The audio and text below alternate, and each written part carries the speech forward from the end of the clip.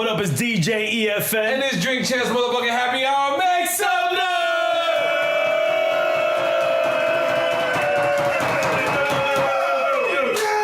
And right now, when we started this podcast, we said we wanted to interview legends. We said we wanted to interview groundbreakers and people who's doing groundbreaking things.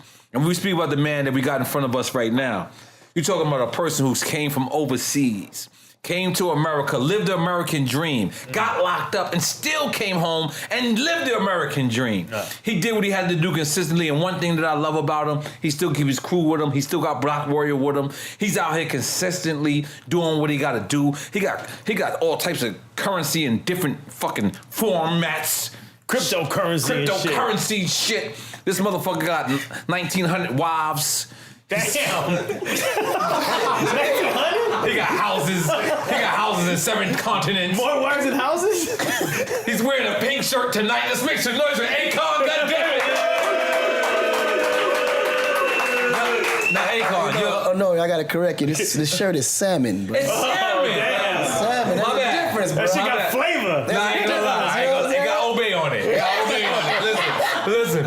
I'm gonna be honest. Gotta put some speck on that salmon, baby. You had such a a vainglorious career, right?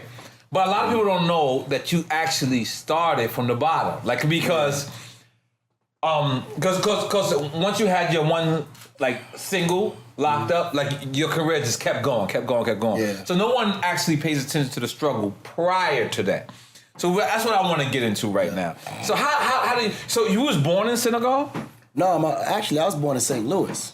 St. Louis, Missouri. I Googled that. Yeah, I thought they were wrong. I was in Wikipedia. I thought Wikipedia was fucking up. Nah, okay. It's fucking up on everything else, bro. But you were actually born in St. Louis. My pops was he was always a forward thinker. He made sure that we was all born in the States so we wouldn't have no immigration problems in the future. Wow, that's what I was gonna go to. Yeah, so shortly after And right now that makes the most sense ever. That's what I was gonna go back. I'm telling you on everything. Right. So shortly after birth, he just shipped us all back. We didn't even spend 30 days in the States after birth. So you were born and went just back. born and sent right back. Your passport is blue, or you got dual passports? No, I got dual passport, but it's still blue. Yeah, because automatic you're a citizen when you're born here. Yeah. As of right now. At that time. Well, no, not even right now. No, right now. So St. Louis. Right now, I don't know what's going on. It's up in the air right now. So in St. Louis, you and Nelly was going to school. Yeah, me and Nelly was actually raised in the same area. Around. Oh, shit. No, that's real. Me and Nelly went to the same high school. St. Lunatics. Y'all playing around. You was in St. Lunatics. Hold on, we all went to U City High. We all went to the same school. I heard that. Now I didn't hear this from you, but I heard this from Nelly. Yeah. That was like a big gang banging high school. 1,000%. Wow. And you went to that high school? Yeah. That was one of the reasons why I moved to Jersey, because I was getting too much trouble in St. Louis. But you can't move from St. Louis to Jersey City trying to get out of trouble. I'm just throwing it out there. Yeah, but my parents didn't know that. They didn't know that. They didn't know they was putting me from one bad area to a worse area. And that's something that is very key to you, I can see. Because all the goals, all the accomplishments you have done, you still keep your Jersey ties. Always. Oh, yeah, man. Listen, that impresses me, by the way.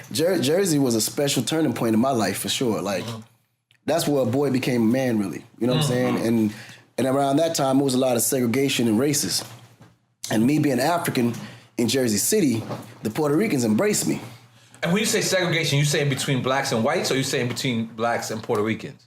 General, but to see the difference, what I learned, because where I was coming from was just different. In Missouri, it's a different kind of racial. Yeah, it's definitely, yeah. You follow what I'm saying? Yeah. It's different. So Missouri's I didn't see the difference. Whites, right? I didn't see difference between. There's not that much diversity in Missouri. It was either Y'all black or got white. too many Jose's in Missouri. Nah. Okay. Yeah, it's not too many no Pacos and Chicos. Maybe now. Maybe now. We're spreading. See, so me, it was either black or white. So if you was a fair color, it didn't matter what nationality was to me. You was white. Right. You would have been considered white to me, and you would have been considered black. Wow. You know what I'm saying? So when I got to Jersey, it was try that in Spanish. Yeah, try that. So it was just different. So when I went to Jersey and I heard Puerto Ricans calling niggas, and I was like, y'all let this nigga call y'all nigga. He was appalled by that. I was like, yo, they was like, nigga, them niggas they worse, they more niggas than we are. Right. And as I started to kind of fucking as I start to realize, I was like, yeah, Puerto Ricans are a little bit more niggerish than niggas. Like on everything. That's a fact. So y'all earned the right to say the word nigga like y'all are niggas. No. In actuality, people don't even know that y'all like Portuguese. Y'all fucking Africans. Right. Most Latinos are a mix of everything. No, y'all Africans. A lot of things. Africans. As a culture.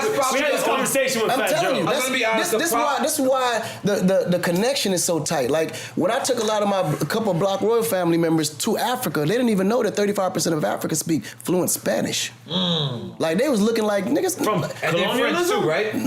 And French too, right? Yeah, French is like most of West Africa. But they speak Spanish because of colonialism. Yeah, every language in Africa spoke because of some kind of takeover and colonialism for sure. Okay, so let's just that was so beautiful, but I don't understand what cryptocurrency is. Nobody does. Okay, can you break it down? I'm trying to figure it out because I'm trying to make an investment. Can I make an investment? I don't know what to do. I'm just give you some money and just help me flip it. All right, fuck it. I don't care if I lose it. Fuck it. But that's the thing. It's no different from the stock market. Like people buy shares, right? What are shares? Yeah. Think about it. Like the worth is by how many people buy into it. It's really about it's all popularity. It's all marketing. It's all promoting. It's like whatever was trusted the most. Right. Like in companies, you buy shares in companies that's more trusted. You know they're gonna make a profit. They're gonna yield an investment, right? So you go there with your money because you know these guys in the next 4 or 5, 10 years, their projections say they're gonna make triple what they're making now. So you're like, okay, that's some place I want to invest in. Right. When you look at cryptocurrency, it's a little bit different, but it's almost the same concept the way I understand it. Now, I'm still learning a lot about it myself because the more I get into it, the more I start to understand. You also call it Akon? Yeah, mine is Akon. Akon. Which is a genius name, by the way. That's hard. So I'm investing. I don't know what I'm investing in, but I'm investing. So what you're investing in is the future of Africa when you invest in Akon. And I heard you also say invest in Africa, but we're getting to that later. Yeah. Continue about Akon. So Akon now is like is set up to empower the entrepreneurs. Is it backed? And maybe I'm wrong. I don't know about it completely, but is IPOs are backing this stuff? What was that? IPOs. I don't know. I was told that there's like a certain kind of company structure that backs up a cryptocurrency. Well, that's the thing. Crypto ain't really backed by nothing. Like Bitcoin ain't backed by anything. Right. It's backed by. It's the network that keeps it secure. It's backed by the popularity and the trust factor. Right. You can trust to know that if you buy Bitcoin, it's worth a certain amount of money. That's any currency. It's whatever the people say it's worth. Like right now, these bottles could be worth more than money if we all come out and say this bottle's worth more than this money. But in this case, the bottle is worth money. So in layman's, like sneakers. Like sneakers. When sneakers, everybody says this Jordan is worth so much. Same thing. So what made you even interested in something like that? Well, what made, because I realized that this crypto is going to be the future in currency. Like I just watch how things change drastically in time to digital. Like, and I always compare everything to music. Like you went from, 2-inch reels to 8-track tapes to vinyl to cassettes to CDs to MP3s and now streaming, right? So now when you look at currency, you went from, stagecoaches, to like literally trading whatever you could trade. Pounds, they went from trading cattle to trading, gold, livestock and shit. You follow what I'm saying? Yeah. To actually creating something that gold can be, compared to, which is the actual dollar it is today. And dollar eventually is going to turn into something digital too. So what makes you think that dollar itself ain't going to turn into a digital currency? Because the moment you're saying dollar's analog.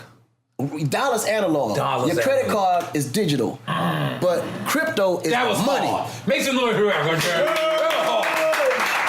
was liquid. As you say, liquid. That was liquid. Yeah. So now crypto is going to become the next digital currency. So if you don't invest in that now, it's like if you don't see that coming, you'll fool. Okay, now I'm blind, right? So now Akon, I know Akon is rich. I know he got fucking everything. He got salmon shirts on. So now I want to. He got salmon shirts on. So now I want to invest. So how do I invest? How does one go about someone who doesn't have your phone number? You know what I'm saying? Who can't actually get this explanation? So just for these lamest terms out there, how do they invest in Akon? Well, Akon is going to be up for sale in October. It'll be on Coinbase. You know Coinbase, that app? It's going to be everywhere. Okay. I mean, Akon is actually going to be in more places in certain places than even Bitcoin itself. You know, because Africa, we have an open platform to do whatever. And Africa's been ahead of the curve using currency exchange through the phone. Yeah, there was Bitcoin before Bitcoin. Right. Like they've been ahead of that, Yeah, they've been way ahead of it. So, you know, eventually you'll be able to go to your local ATM and be able to trade money in for Acoins. So I'll give you 10,000. I'll give like this example. I'll give you 10,000. Now what happens in return? Well, you invest 10,000 in a coin. You just sit on it until the value goes up. Wow. And then you trade it in? And then you trade it when you feel the need to trade it. You know what I'm saying? It's like dividends.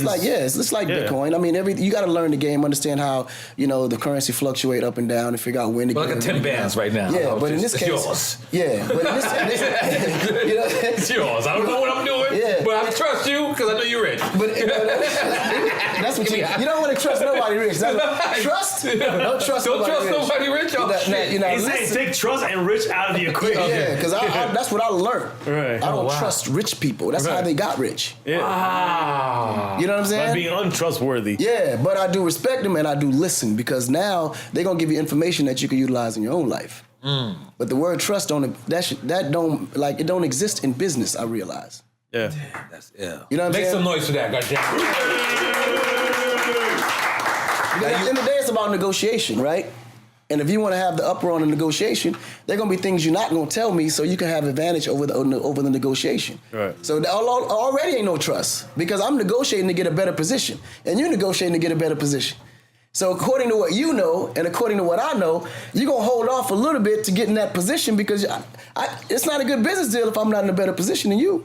Dang. You follow what I'm saying? Yes, I do. So trust is out the window. It's poker. It's basically poker. It's basically that's exactly what it is. Yeah.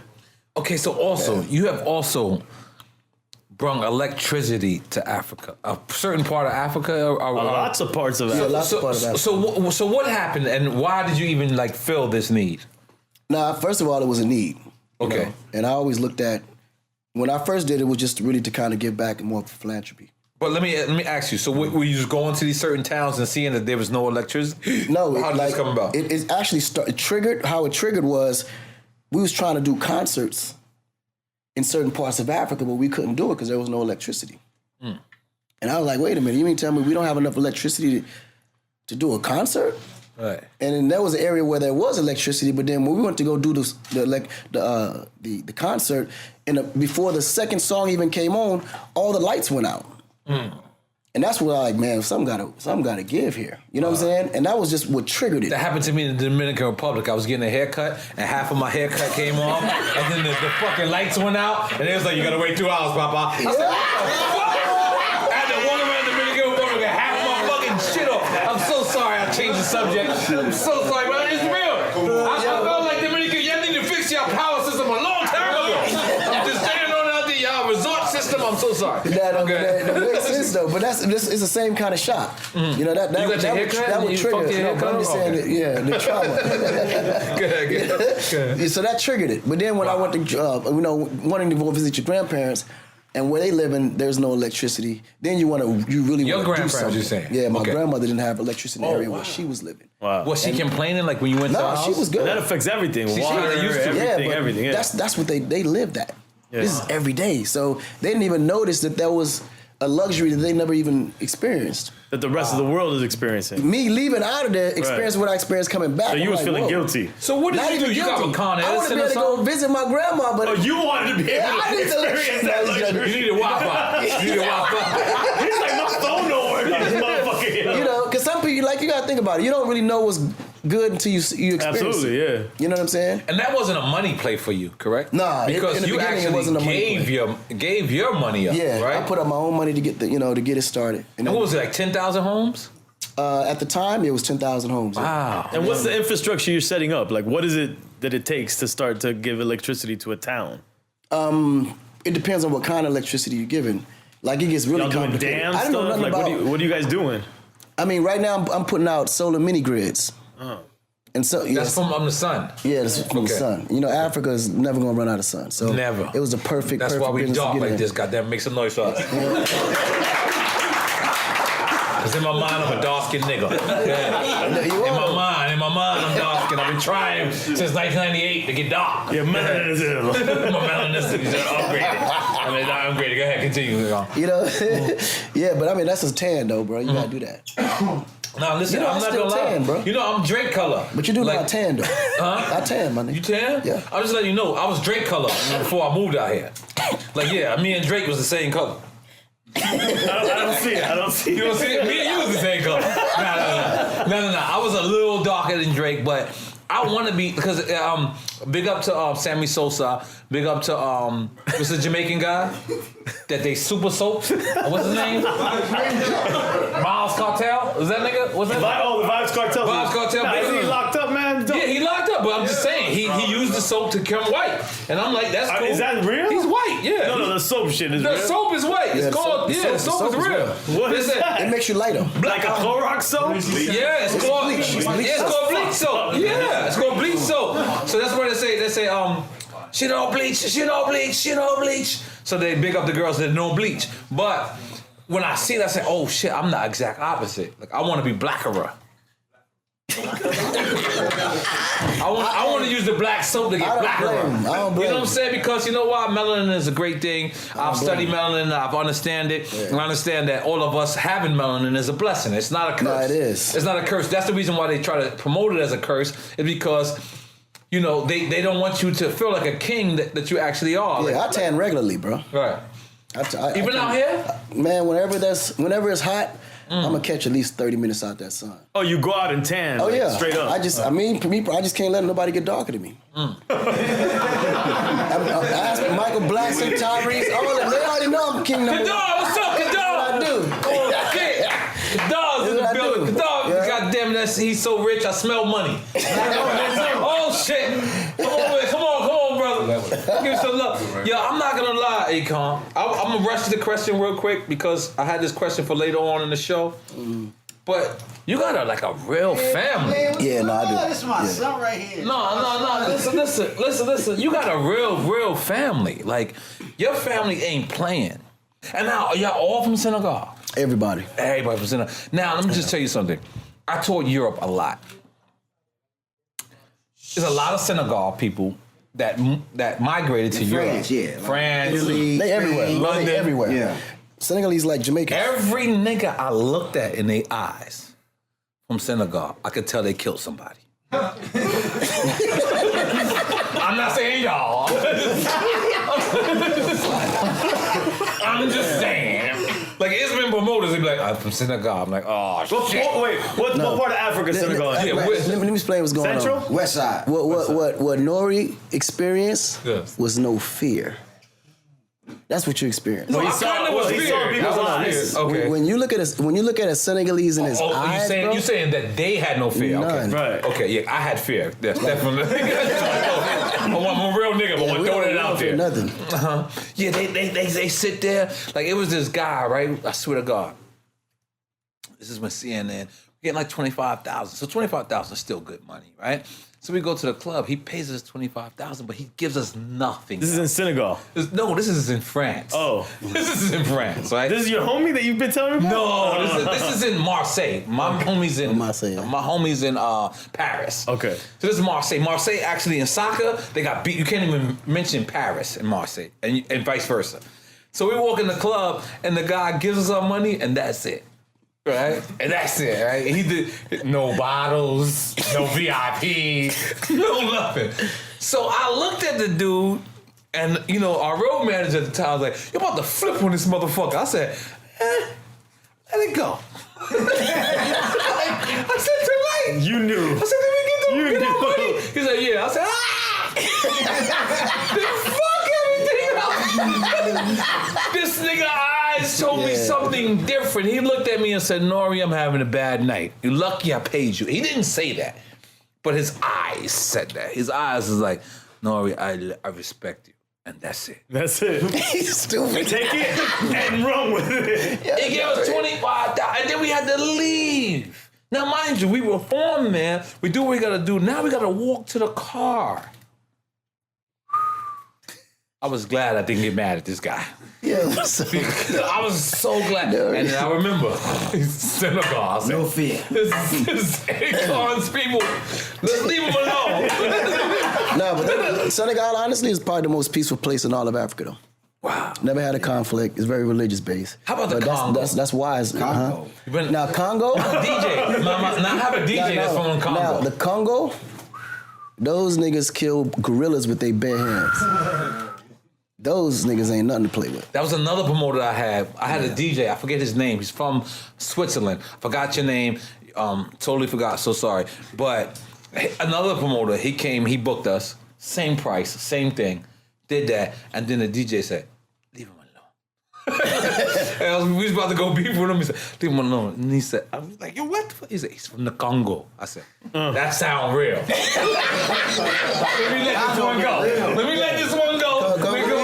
Let me let this one go. Congolese, those some real soldiers over there. They some soldiers. Congo is serious. They some real soldiers. They raised in the military over there. Yeah. They what? They raised in the military. Raised in the military. And you gotta understand, they've been in civil war since I don't know how long, between the East and the West. I mean, the Congo, those some fighters, man. And the kids grew up child warriors, so. Yeah. Wow. That's Central Africa, right? The Congo? Congo is, no, it's West. It's West too? What's the blood diamond stuff at? Sierra Leone. Sierra Leone. You've been now. I used to wear a lot of diamonds. Now you light with it because you're so rich. No, that's not why. I hate that. He traded the salmon shirt. No, the more richer you get, the less. He's like, The less you do. Because you gotta think in the beginning it was you never had it. Right. So you just go hard on everything. Like I literally overdid everything. But then you start to realize how much money you wasting. It just then you realize it's not even important. You don't even. Yeah. You like what? Why? Red convict chains this big. I know. I got the pictures, nigga. We googled it. Just let me just tell you something. I'm gonna tell you one of the craziest stories. Let me get this off of my my list. I'm in Atlanta one day. It snows. Light snows, but it snows. The whole fucking city shuts down. Everything. Right? Yeah. Niggas is like, yo, it snowed. I'm like, I'm from New York City, nigga. So I'm like, what the fuck? Yeah. Right? So there's no gas. None. In like a 7-block radius. So we like, fuck it. We at the, what's the shit next to the Lenox Mall Hotel, the Swiss Hotel? What was it prior to that? It was the Westin, I believe. No, it's the Westin now. Now it's the Westin. But now it's the Westin. So what was it? Swiss. So it was when I was a Swiss Hotel. So I'm like, all right, cool. So I get my driver and they say to me, oh, okay, no sweat. If no one else have gas, don't worry. Akon has a gas station in his crib. That's true. But this is Jersey? True? Jersey? In Atlanta. In Atlanta. Yo, hold on, time out. Make some noise. Listen, He's just gassing you up too. Yo, nigga said to me, nigga said, yo, listen, you know Akon? I said, that's my nigga. Nigga said, that's my, nigga said, you know Akon? I said, that's my nigga. Nigga said, you know Akon got a gas station. I said, where? He's got a gas station. Like, is it on Peachtree? Nigga said no, in his crib. I ain't gonna lie, I didn't even answer the question. Cause I was like, I don't know what type of rich that is. Right. Like, what, you got a motherfucking gecko? It's a full-fledged gas station? You got a Texaco? Gas station. Yo, that's some forward-thinking motherfucking Chevron shit. gas It was a station. Chevron pump. It's a Chevron at the beginning of the block, but he got a Chevron pump in the crib. Okay. Pull up the parking lot, it's a Chevron pump. Cause I ain't gonna lie, I'm so glad this room was true, right?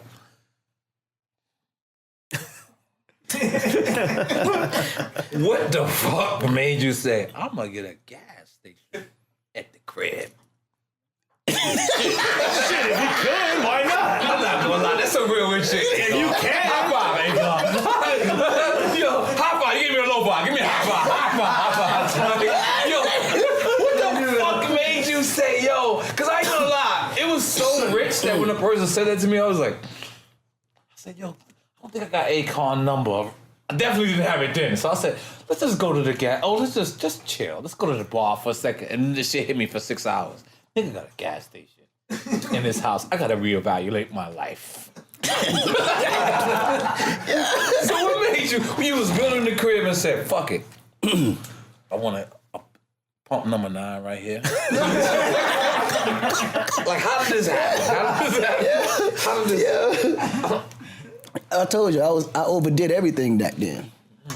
So that was that phase of your life? That was that phase when I just overdid everything. Right. I wanted to outdo everybody. I wanted to overdo That was everything. actually a really good idea. Wow. So, was there another nigga up the block with a gas station or something? I had 32 cars.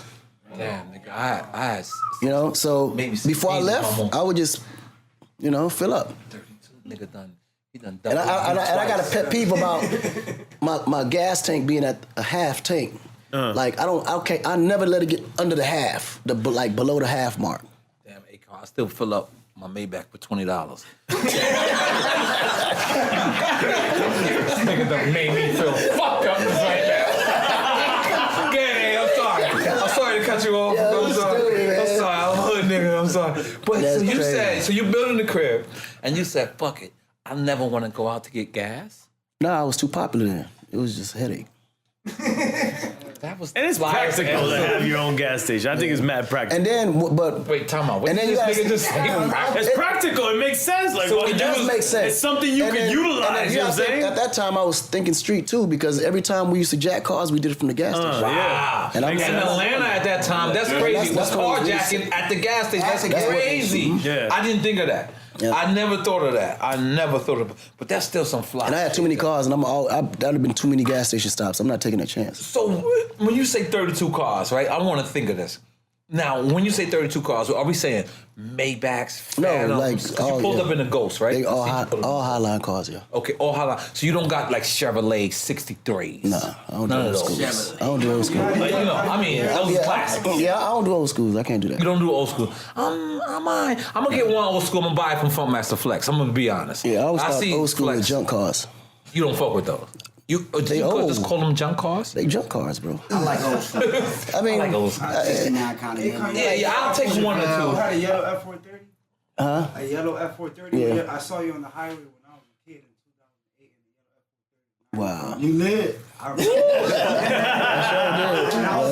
was in a red. Yo, Twin, my man, though. Twin That's comes to right. my spot every day. It's my brother right here. Yeah, I just could never do the old school thing. Oh, man. All right, so the song "Sorry," one of my favorite songs. Also, one of the times I kind of disagree with you. I didn't feel like you should have said sorry at that time. Like at that time, I think you jumped in the crowd or something like that. No, what happened was I was in Trinidad, and we was having a dirty whining contest. And then the girl came up. She was only 14. Okay, all right, now I understand that. I got Come to find out, her father was a preacher. Prime Minister. No, he was a preacher. He was a preacher in one of the most, respected churches over there. Right. And the concert was a huge success. Even the contest was a huge success. Right. But she won the contest. So she ended up on the front page of the newspaper along with me, saying how successful the show was. Dad wakes up to read the paper the next Sunday morning and sees his daughter in the front page, sitting on top of me on the newspaper, and he flipped out. So it became this huge story that, I was sexually, whatever, dancing with this minor. Right. Not Trinidad. In Trinidad. Dirty wine every not year. realizing that's the culture in Trinidad. I read the story was you had jumped in the crowd or some shit like that. That makes total sense. Because when you actually apologized, I was like, I didn't want you, because sometimes as artists, we bear on a responsibility that's not ours. That's not ours. But you know what I'm saying? I got that for sure. And then, of course, once CNN and everybody took on the story, all the sponsors start pulling out, start doing all this, right? So this became where the song came after Poughkeepsie. It really didn't come. I was in jail in Poughkeepsie. Yeah, that's when I had threw this kid off the stage for throwing something on the stage for me. So that's more so what I was apologizing for. But so that's what I thought it was. I mean, sincerely, that's what made me say, you know what? I need to grow up on that part of it. Now, the Trinidad's play, I didn't think that was my fault at all, because I'm just doing my job. I got paid for a service. Right. It's not my job to secure security in that club. I don't even... Or card her. It wasn't your job. You didn't know she was... I mean, that Like has nothing to do with me. Usher danced with the fat girl, and then... a little different, but all right. It's a little different, But naturally, when you're a celebrity, clearly the blame has to be on somebody. Right. So the approach that I took was, if the club owners, the security, whoever was responsible for that protocol is not willing to be a man and take the blame, I'll take it for you then. Oh, okay, Akon, man. You know what I'm saying? And that's what that was. Look at that man. Righteous fucking man. God damn it. Now here's the funny shit about you, right? Is I knew you for years. Yeah. Always a peaceful, always respectful, 100%. But when I Google you, right? Because I had to Google everybody that's on here. Mm-hmm. The first 7 things is Akon fights. Akon. Are you serious? Am I lying, Diego? Wow. The first, I kid you not, I didn't even know that about you. That's crazy. The first 7 things, right? Was this the first 7? Yeah, something like that. So, are you like appalled by that image? Because I know the real Akon. Like I know, regardless if there's violence involved or not, I know that you ain't started. I know you sat there. No. You sat there. You held your ground. But if a person violated, then your people had to do what they had to do. But does that ever affect business in any which? Oh no, it affects business in a big way. Oh, wow. You know, I think anything negative like that involves violence it's going to stop your money. That's just period. But I think at the same time, when you get to a certain level, and there seems to be a bigger influence towards real money, the protocols that be is going to naturally try to keep you in a place where they can still control you. And I think now that you do it through the internet and they do it through certain links and searches and so on and so forth, because most people don't go past that first page when they do searches. You know what I'm saying? To see what you're really doing. Like that's the first impression. And that's why you got to be careful what you do, because everything and every decision you make today is going to affect you tomorrow, and it always affects you when you're not even on that wave. That's not a reason why I heard that you did a big deal with China in terms of credit to help Africa. In terms of getting a credit line, is that true? I did a deal with China, yeah. But that has nothing to do with that, though. I'm saying like the U.S. credit line versus a Chinese credit line. That gets really deeper into politics, but I would probably say that there's a reason why that's happening, because politically there's a lot of moves that's being made, and I'll probably announce them in a few or months to come. But it all makes sense once we start giving some information out. Also, Puerto Rico, you try to help Puerto Rico, they said they shut you down, right? Yeah, and as far as Puerto Rico, we tried to submit a proposal to be able to provide electricity for Puerto Rico at the time. And our proposal was shut down. Yep. Now by the U.S. government, I think we should. I mean, they're the only ones that can make that decision. Right. I mean, versus like politically in Puerto Rico. And they all the same. Right. Okay. The top guy said this ain't gonna go. You're right. Fuck the Republicans. But listen. Now, I had a big debate, right? Mm-hmm. Because a couple of the homies, they said that Lady Gaga, right? They said that Lady Gaga, you discovered Lady Gaga because she was writing for you, right? But that's not what I heard. Mm-hmm. What I heard was you discovered Lady Gaga because you was writing for her. I don't know what is which, or if you want to answer or whatever. But how did that happen? Well, Lady Gaga was the first artist signed to first pop artist signed to the Con Live brand when I went to Interscope. Con Live. Yeah. So it's your label. Yeah. Okay. Cool. So. To be very clear, I didn't discover her. Wow. She was already signed at Interscope when my deal was closed. And Jimmy gave you her. And I went to Jimmy and said, I need that. Because at the time, they wasn't moving on that because she wasn't the priority. So Jimmy played you her music? No. I just went through all the demos. So you saw the talent and you said, I had just closed my deal there. Wait, come on. So you saying you closed your deal and you went and said, I'm going to listen to all your demos? I want to see what y'all got in this building. What type of fucking... Like what's... Because think about it. This nigga, go ahead. Think about it. Let's say right now you go to Universal. They've signed hundreds of artists that you don't even know is in that building. I ain't listening to not one of them niggas' demos. I'm going to be honest. You're a different nigga. Tommy Boy. I'm going to be like, fuck them niggas. I'm discovering my own shit. Damn, you're a real nigga. You're a real nigga for that. Think about it. Because I'm a foul nigga. I'm sorry. And this is how I looked at it. The labels they already investing hundreds of $1,000s into these signees. Some of them come, sit there 2-3 years and get dropped. That's what Eminem was. Yeah, sit there 2-3 years and get dropped and never had no energy put into them. So I said, before I go out discovering new artists out there that no one cares about, never seen, let me go into the box of all the artists sitting in this building that they already put jammed money into. You follow what I'm saying? Which makes all the sense in the world. But going through it, at the time, I didn't hear her. because she was doing blues like type of, you know, music. It just didn't, the look and everything didn't fit. And at the time I was writing for the Pussycat Dolls, and I had just signed a producer named Red One at the time. So I was like, yo, I had a writer's block because I was Red writing. One, he's not from Canada. He's from Morocco. Okay, He's from Morocco. Africa. Yeah, Okay. He's from Africa. North Africa. Yeah. So ultimately, me and him was writing. I just couldn't come up. I had a writer's block that day. I couldn't come up with nothing. So I needed some inspiration. I was like, yo, get some girls here, get something crazy, you know, give me something that can spark some ideas. He said, well, I know somebody that you can come rock with. It's Red One. Red One. Okay. And he called Lady Gaga down. And her name was Lady Gaga? At that time, yeah. Okay, cool. So You know? she walks into the studio. She walks in the studio, and then You are Akon. This is already locked up. You already lit.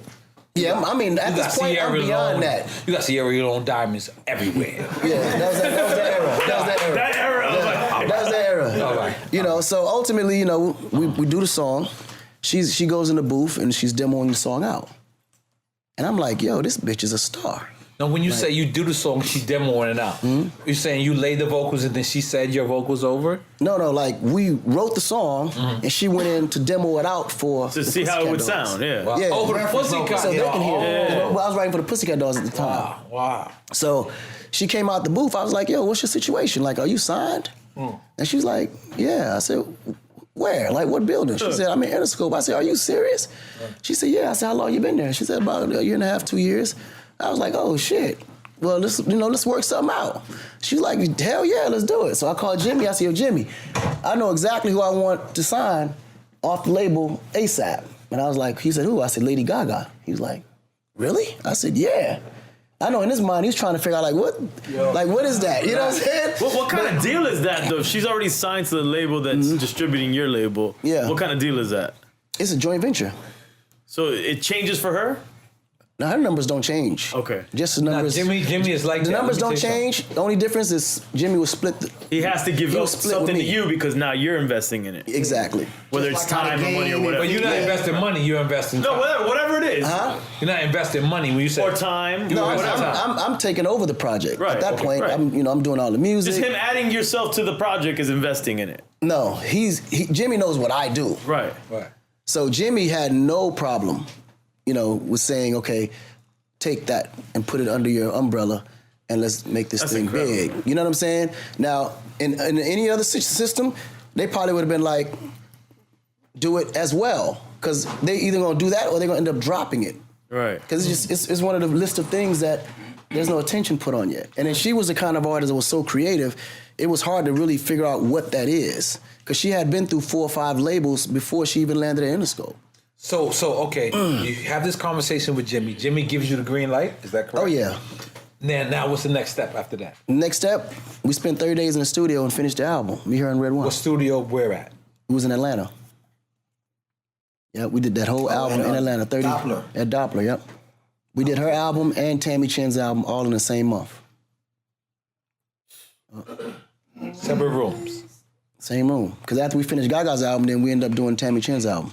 You kept it going. I respect you. High five. Come on, B. That's how it Yeah. So, now when we get into the writing process, how did the writing process go? The writing process for me is really simple because after the beat is made, I go in there, lay the melody, and then I listen to the melody and I put the words to it. Now, is that with her as well? Yeah, with her, she does pretty much the same thing. I think the melody way was like she kind of adopted it from us because I think but she was already classically trained on piano and everything like that. In my opinion, sorry to cut you off. My opinion, it feels like what you gave to her is the same exact thing what Usher kind of gave to Justin Bieber. Like they got soul, but Like the cosign that I'm asking. It's from the outside looking in. Now, what Justin gave to Justin, what Usher gave to Justin Bieber was cosign as far as credibility and a mentorship.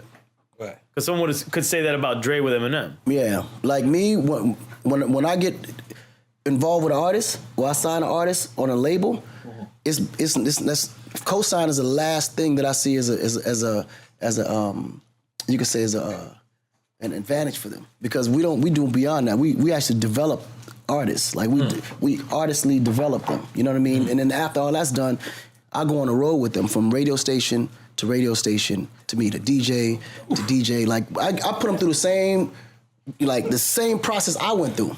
We jump in a. But you go with them. Yeah, I'm there. Wow.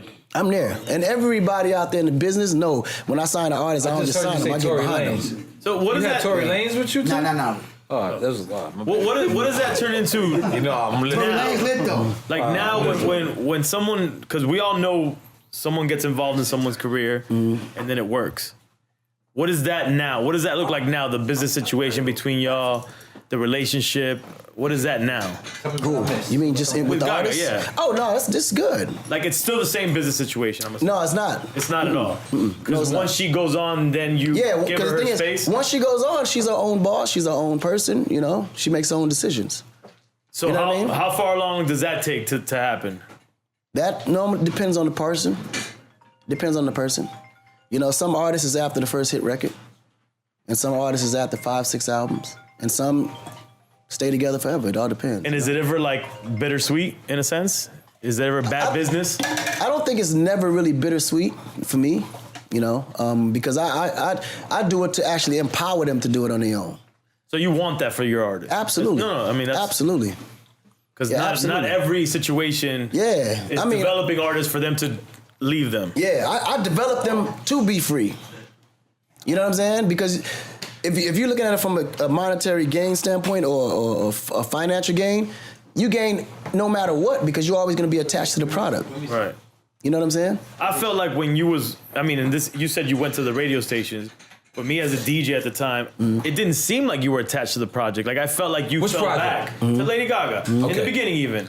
Like it felt like you fell back and you were letting her just be her and do her and it not seem like she was attached to you. That's but the part you're talking about is letting the world know I was attached.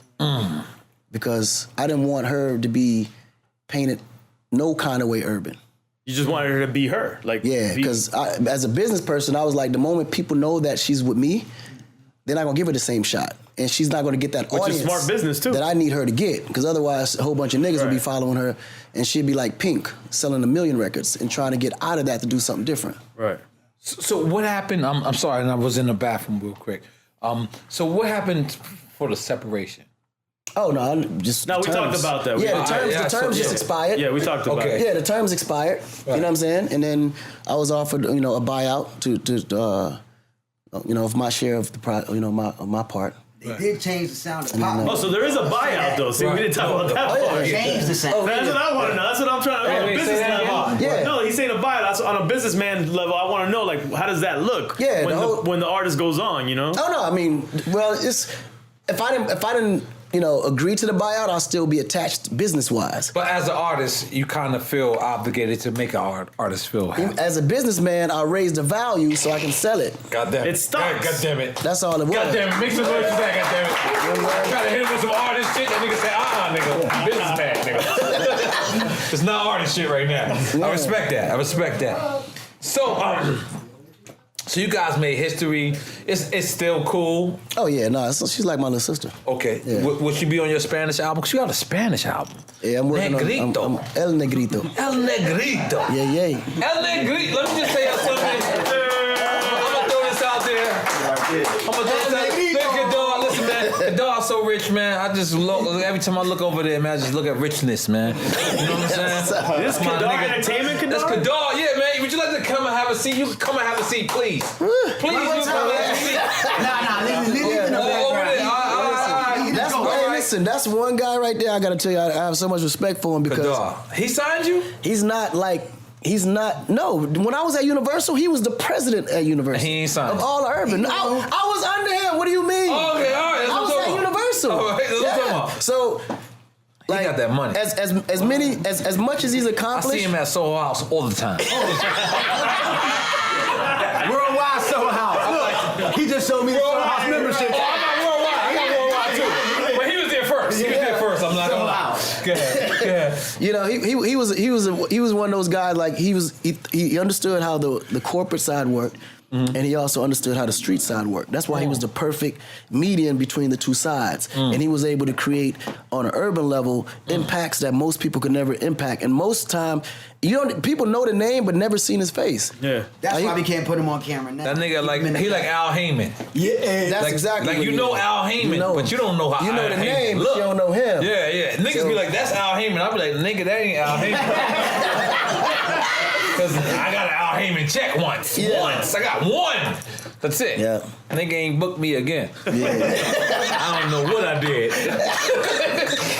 You know, one time he tried to embarrass me. It was at Chris Lighting wedding, right? No, I didn't try. Yeah, That was not you. Okay. Never told me he did. Yeah. Damn, that too? He was So it was there. at Chris Lighting wedding, right? Coming late, like talking loud, right? So he says to me, you know, that's what Jacob Watch is real popular, right? And he remember this? He says to me, he's sitting in the row in front of me, so he's cracking jokes and shit.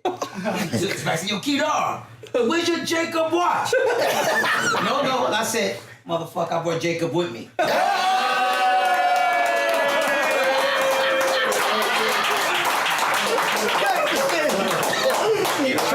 Translation for the audience, he stunned on me. He won. No, Kadar's a good guy, man. Nah, And good you know dude. what? Puff said something the other day. I would like to reiterate what he said. Because when I look at Kadar, I think of this. And I think of Irv Gotti. I think of Dame Dashes. I think of Biggs. I think of Hove. And Puff said there's so much limited Mark Pitts, Charles Suit. There's so much limited black CEOs out there right now. And Puff's complaint was that corporate America, white America, whatever part of America you want to call it, is not even investing or even trying to make more black CEOs happen. We got No ID. We got these certain peoples out there that should be funded. It should be funded, whether it's their own independent company or whether heading Sony or heading, a Def Jam. What do you think about that? I think it's happening because we ain't making it happen yet. Who you think making them billions? We doing it. So you expect them to invest in us? Like, why we can't invest on our own? Like, think about it. Why we can't do it ourselves? No, but I 100% understand what you're saying. But what Puff is saying is this is our industry. Exactly. So the companies should be invested into our people in this particular industry. So he's not saying everybody start our own companies, which we can. No, that's not But what he's I'm saying, saying. Def Jam should have Irv Gotti running it. Kadar should still be running Universal. But Sylvia Rome. Okay, but and so on and so forth. it's their company Okay. that they built. Okay? You want that, Diddy? How about we start our company that we build and we become the CEOs? That's why we on Revolt right now. Goddamn it. Because think about it, bro. Like, the problem is nobody thinks tomorrow long term. Universal ain't a company that was built Yesterday. last week. Yeah. This company damn near almost 100 years old, bro. Yeah. Straight up. So we got to think 100 years tomorrow. And they funded by Vivendi, right? But even them, that's all European And companies. them niggas own all the water in France. Well, How the fuck you own all the It's- water? it's- in France? That's hard. it's- That's hard. I don't even know what that means. Nigga said, yo, one day I'm in Def Jam. I used to smoke in Def Jam all the time, right? So they said, yo, the owner of Vivendi's coming today. I said, word? That nigga's ill. What the fuck is Vivendi? Nigga said, nigga own all the water in France. I said, all right, I'm gonna put out my weed. No, They didn't even ask me to put the weed out. I was just like, fuck it. The nigga own all the water in France. No, I don't think he used to smell weed when he walked in. I went too far. Go ahead. He's one of the shareholders of Vivendi, and he's actually, he owned majority of the ports. You know, the ports on the water? Yes. All the shipping and all that come in, and majority of his money come from Africa. Yeah, You know that. I know him. You know him. 100%. Man. I gotta stop. I gotta remember who I'm talking to. Nigga done bring electricity.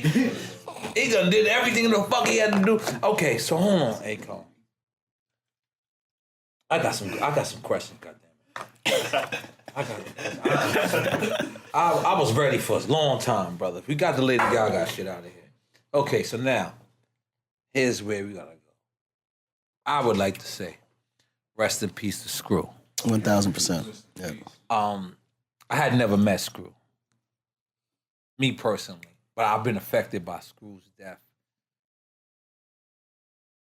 Because Capone and you guys somehow was whatever, I don't know the story, right? Yeah. Me and Capone was actually not in good terms. At that time, yeah. So, but I remember how much in the beginning when this first happened, how much, Block Roy, wherever I was at, people from Block Roy, they'd come up to me, yo, Nori, and I'm looking, and there'll always be somebody like, no, it's not him. Really? No, for real. It's real shit. Like, and they'd be like, no, it's not him. And I would just stand there, and I'd be like, but I understood, because I had never met Screw, but I understood how important he was. Yeah. And then, so me as a person who uses my intelligence, I went and studied. So I went, and that's probably one of the most genuine. No, 1,000%. I've never met him. Yeah. But I'm just saying, from what I've researched, it's probably one of the most straight up, I'm down, one of the most realist people. So how did you even meet Screw? Yeah, they don't make him like him no more. I met him when I moved to Jersey. Okay. You know, he was actually the one that kind of mentored me because he was like a big brother to me. And then he introduced me to the whole, crew at Baldwin, the Baldwin posse at the time before Block Royal had even existed. And that's how that whole concept came about because we was like royalty on our own block. Who's wanted? We were all royalties on our own block. Royalty. That was the mind state. Okay. And that's how it all, the whole concept came about. But he was clearly a leader though. Right. That's for sure. Right. You know what I'm saying? So, and everybody looked up to him in a big way because he was the person, if there was a problem, they would call him to, put both sides together and piece it together. That's why they called him Screw, because he would screw. He would mend everything Together. I never was a Puerto Rican that can go squash the beef and black project. Exactly. Because he fuck with blacks, he fuck with Puerto Ricans, and everybody loved him and knew him. So when there was a problem, they'd call Screw and they're like, out of respect for him, they'd be like, all right, cool, we'll talk, we'll chop it up. And he always put people together. And that was his thing. You know what I mean? Wow. Yeah. So do you know the actual story of? Yeah, so. Which because I don't know. All right, so it was me, Screw, and Capone. We were all hanging out that day. Because I was actually that whole together. week we was together. Right. That whole week, right? Yeah. And then, but I was leaving. Me and Screw was leaving out to go to the Bahamas that day that it happened. Wow. So we was coming from New York. Me, Screw, Capone. We went up on the tunnel. This is after locked up. This is Akon. Akon is not like you're not coming up. You're on your way. Yeah, I'm on my way. Okay, good. Right. So, we was like, yo, we go heading to the Bahamas. Everything was going good. We used to do this thing every weekend at the ringside. Ringside. You still do. I just seen a recent picture with you and Snoop Dogg at ringside. Yeah. Is that true? Yep. So Mario is the guy named Mario. He's our godfather down there. Okay. Right. You see, I'm on point there.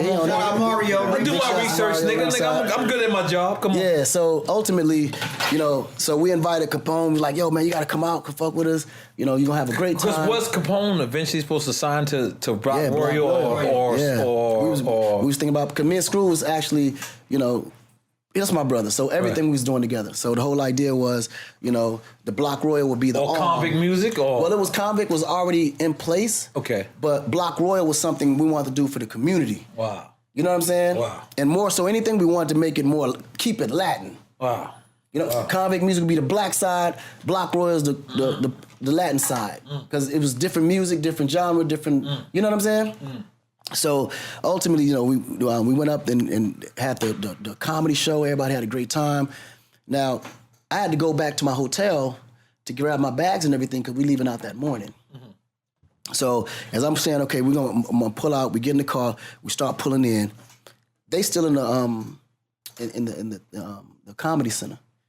Everything lets out. Capone and everybody's downstairs chilling. Night's about to close out, but not quite. Everybody's out front.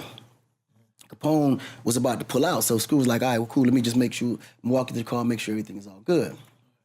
As Capone was moving out, we went a little ahead of Screw, because there was a conversation happening, and as Capone was coming out, somebody jammed him against the door with a gun, trying to rob him for his chain. Screw noticed that dude was trying to get at him. So he rushed out to the front and caught dude dead in the act as he was robbing Capone. Now you're not there, but this is what you hear. Yeah, I'm, he was robbing Capone. So Screw stepped in front, grabbed the dude from, with the gun and snuffed him. As he snuffed him, everything was going on, moving around and going on. Everybody came out, realized, okay, there's a fight. Right. They all go jumping and everything else. And Screw was on top of him just punching him. Next thing you know, he just fell on him.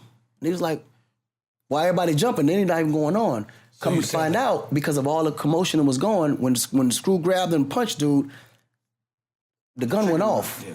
Wait, so the guy on the floor shot him? Or the gun went off. As he was snatching the gun to hit him, in the midst of the commotion, the gun went off. I understand what you're saying now. You follow what I'm saying? Okay, now I understand. So the guy's, pardon me, because I don't want to point at you. Yeah. So the guy's pointing at him, Screw grabs him, and grabs the gun, punches him. In the mix of all that happening, okay, Screw's on top of him, punching him now, so they're not thinking nobody got shot. He's not even knowing he got hit. Right. You follow when it went off. Yeah. So when he fell on him, that's when they realized, oh shit, he's actually hit. You follow what I'm saying? So as they was rushing him to the hospital, he got there safely, but then by the time I got to the hospital, he had already been pronounced dead. God bless. Yeah.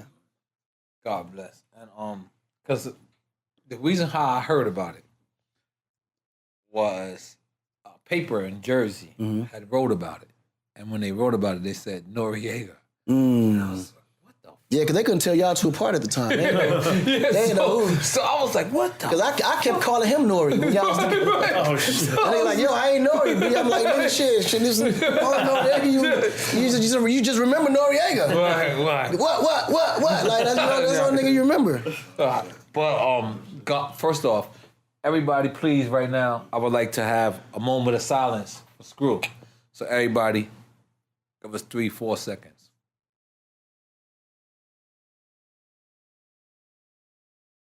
God bless. Man, yeah, I never met the homie. Yeah, good dude. Every Puerto Rican nigga I ever met that knows him, they sit up to him like, y'all niggas. And I'm like, so I appreciate you keeping his memory alive, and I appreciate you keeping the Block Warrior people for sure. around you, Lake, because it's an honorable thing to do. Because at the level you're at, you don't have to keep ties with anybody. I mean, you don't have to. You should, but you don't have to. But the fact that you do shows how honorable you are. And I have to respect that. And I got a couple more questions. You ready? You got one, E? Or you ready? Okay. Guy, what you got? I got. Where I'm going is a whole list. Where I'm Where I'm going is different. All right. So, you are married. You went mad. I can't go there just yet. But you got like 9 though, right? That's hard. That number's inflated. It's inflated. It's 4. Yeah, I got more than one. I can go that far. Okay. But I can't go deep into it just yet. Okay. So you multiple wives. Polygamy, yeah. That's hard. Now, in order for me to do that, I got to be Muslim. Nah. I got to take my Shahada. You could be Mormon. Huh? You could be Mormon. Mormon? No, I can't be Mormon. Why not? Them niggas don't watch TV. I need my TV, Akon. Come on. Yeah. Mormon niggas, them niggas be rocking Crocs. You can be Mormon or Muslim. Believe it or not, you can actually be Christian too. It's in the Bible. Get out of here. It's in the Bible. It's a lot of religions. Wait. Tell me the Bible shit, because It's just y'all scared. I'm definitely scared. Definitely. But you can do it. All right, so explain to the normal nigga that's scared that you can have Keisha and Aisha if you wanted to. I need you to explain it. He's like, nah, I'm good. I'm good. It's not that. Like in Africa, it's a tradition. So this is just a different lifestyle. All your wives are African? Nah, they all American actually. That's what I'm trying to say. I got to be a student right now. I'm in therapy class. How do you pull this off, sir? But it's not really nothing you pull off. Like, think about it. Look at the average person today, right? You got your main girl. You got your side piece. I don't got none of I don't got none of that. He's I got white. Listen. I can't do all that. You got a Dominican girl. You better relax. Dominican white. Listen, right? You better relax. Listen, Okay. I hear all that talking. I'm just saying. I don't know how y'all title them or how y'all say it, but if I go down, we all going down. That's New Jack City. No, I'm just joking. No, I don't want to go down with you. I'm just joking. No, real talk. Real talk. Okay, this may not apply to you or my brother O or whoever else that it may not apply to, but the average guy has his main chick, his side piece or mistress, his jump off, and whatever else new that come about. It could be a one night stand, it could be somebody you meet at the club, whatever the case may be. Now, at the end of the day, we can say that your girl don't know what you're doing or don't know what's happening, but she knows you better than you know yourself. She know what the hell you out there doing, bro. She just don't call you out on it. And women have this tendency of, well, it's actually natural. If you tell her that this is what it is, she builds and starts to structure her life around what you tell her. You got niggas coughing back there, Akon. I just wanted to right? keep going. So that's how women do, because they're very emotional creatures. So they're gonna build their life around you and what makes you happy. And not only that, but what makes you comfortable. So if you tell, look, baby, this is what it is in my life, this is how it is, she builds her life around that now. So now, imagine being a person that caters their whole way of existence around the way you live, and then one day finds out that everything you've been telling her was a lie. So now she done structured her whole life around a lie. And then She do. niggas, then, I mean, every woman is different. How they react to it, it depends on the woman. But they gonna react. My approach is just totally different. I keep it all the way 100. So you tell them from the beginning. From the married, beginning. I got 9 other motherfuckers. Straight up. And we gonna fuck, and you might be my 10th. Sounds like credit cards and I know, I mean, I'm not gonna lie. I said it in a Nori way. But like in the Akon way, is it similar? Like, listen, baby, you can be the prize winner, and you getting it. It's not like No, but see, Nora, you approaching it from a pimp. no, Like, I don't want to be. I tried to be a pimp for a week and it didn't work out This for how me. pimps talk to women. Yeah, it didn't work out for me. I don't want to be a pimp. Yeah, so It's not good for okay. me. Let's put it this way. It's as simple as this. Let's say you married. I am. Oh, we're not trying to. He's trying to look good in front of his wife and on camera. Me too, nigga. I want you. Nigga. We together, nigga. Come on, So what I'm saying is that makes you look guilty. You don't have to try hard. If you're a good person, listen. If you're a good husband, bro, can I tell you something? Can I tell you something? Okay, I'm sorry. If you're a good husband, you ain't gotta wave the white flag till nobody. That's very true. I don't gotta do You're a that. good, you're a good husband. That's very true. That's very true. That's very true. All this trying to look good. What are you hiding, bro? I know I'm a god. I'm with you on this one. Right? I ain't with you on me, brother. Yeah. I'm a good husband too. You better be claiming that too. I'm claiming that. Let's say the average guy is taken, right? And he meets a girl. And the girl that he's with now, that he's taken with, he's already had a conversation saying, listen, this is my way of life. This is the tradition. Yes, I'm planning on marrying you, but I'm entitled to having 1, 2, 3, or 4 wives. All right? Now, you explain that to number one. Okay. From day one. If she's cool with that, then alhamdulillah, that's you. If she ain't cool with that, then she's not the wife for you, if that's what you plan to do.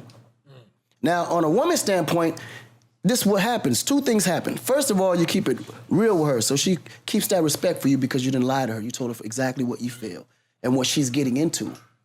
And number 2, now she can prepare herself mentally to say, okay, you know what? If I deal with Nori, and this is what he wants, is this something that I want in my life? You follow what I'm saying? Now she can make that decision because you gave her the option to make that decision. Okay, but have you ever met a bad bitch where you like, yo, what's up, baby?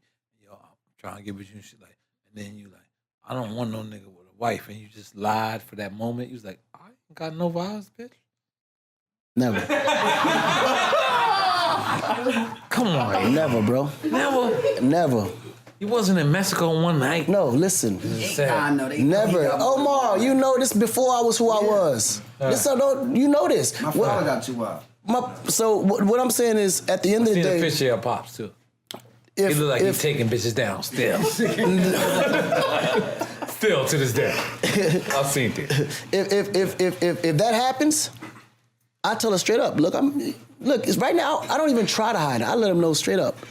I'm married, and I got this amount of kids, and they come first. How many kids you got? Enough. I got 6 and a possible. I don't know where the other one nigga is at. Possible. That's not for the possible, man. Just give me honest. I got a possible running around there.